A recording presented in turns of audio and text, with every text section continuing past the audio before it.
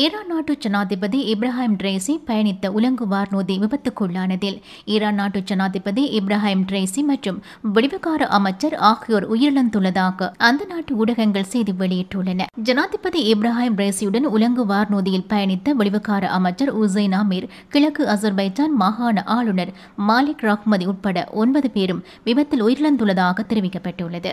Iran மற்றும் அசர்பைஜான் இடையான சர்வதேச எல்லைப் பகுதியில் கட்டப்பட்ட அணையின் திறப்பு விழாவுக்கு ஈரான் அதிபர் இப்ராஹிம் ரைசி சென்றிருந்தார். நிகழ்ச்சி முடிந்த பின்னர் ஈரானில் உள்ள கிழக்கு அசர்பைஜான் மாகாணத்திலிருந்து தலைநகர் தெஹ்ரானுக்கு அதிபர் இப்ராஹிம் ரைசி, வெளியுறவுத்துறை அமைச்சர் ஹுசைன் உள்ளிட்டோர் உலங்கு வானூர்தி மூலம் புறப்பட்டார்கள். சிறிது நேரத்தில் ஜொல்ஃபா என்ற இடத்தில் அதிபர் சென்ற உலங்கு வானூர்தி மாயமானதாக தெரிவிக்கப்பட்டது.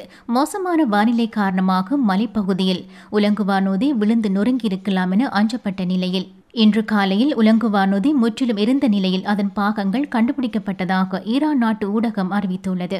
ஈரானிய தலைநகர் தெஹ்ரானிலிருந்து வடமேற்கே சுமார் 600 கிலோமீட்டர் தொலைவில் அசர்பைஜான் எல்லையில் உள்ள ஜொல்ஃபா நகருக்கு அருகில் இந்த சம்பவம் நிகழ்ந்துள்ளதாக கூறப்பட்டுள்ளது. 63 வயதான ட்ரேசி முன்னதாக ஈரான் நாட்டின் நீதித்துறையை வழிநடத்தியவர். ஈரானின் 2021 ஜனாதிபதி தேர்தலில் ட்ரேசி வெற்றி பெற்றது குறிப்பிடத்தக்கது.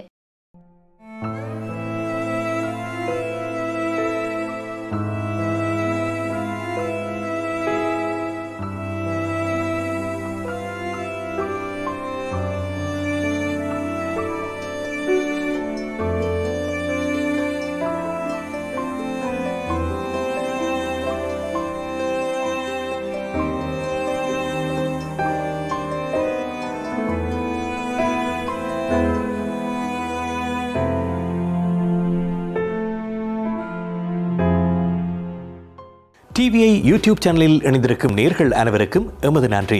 எமது காணொலி தொகுப்புகளை தொடர்ந்து நீங்கள் பார்வையிடுவதற்கு கீழிருக்கின்ற பெல் பட்டனை அழுத்துவதனூடாக நோட்டிபிகேஷனில் பல காணொலி தொகுப்புகள் உடனுக்குடன் உங்களை வந்து சேரும். அருகில் இருக்கின்ற முக்கிய காணொலி தொகுப்புகளையும் பார்வையிட தவறாதீர்கள்.